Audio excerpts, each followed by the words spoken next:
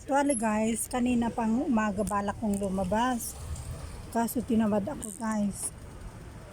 Punta sana ako sa park kaninang umaga. Tinamad ako. So, ginawa ko, natulog ako maghapon guys. Hindi ko alam kung sisipagin ako makapunta sa park bukas. Kasi off ko pa rin hanggang bukas guys. Gusto ko sanang pumunta sa beach kanina. Malamig, maginaw guys. So, ginawa ko, natulog maghapon.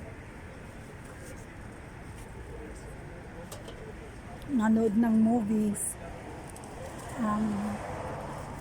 Sabi ko, labas nga ako mag-tea dyan sa cafeteria dito malapit sa amin guys. Ayun, maraming kabayan, maraming ibang nag-order ng tea. Ito yung parang specialty dito sa Middle East guys. Napakasarap natin. Iba yung tea natin sa tea nila.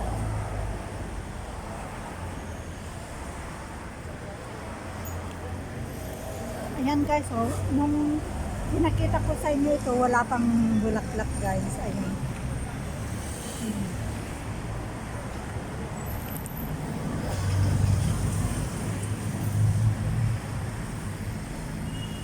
Taas ko guys para makita nyo dun. This is Bar Dubai. Bar Dubai. Harap lang ng ano namin ito. Bahay namin. So, ito guys, lilipat ako. May umupo dito na sunglo. Maya ulit guys. Thank you for watching Rose the Melody Vlog.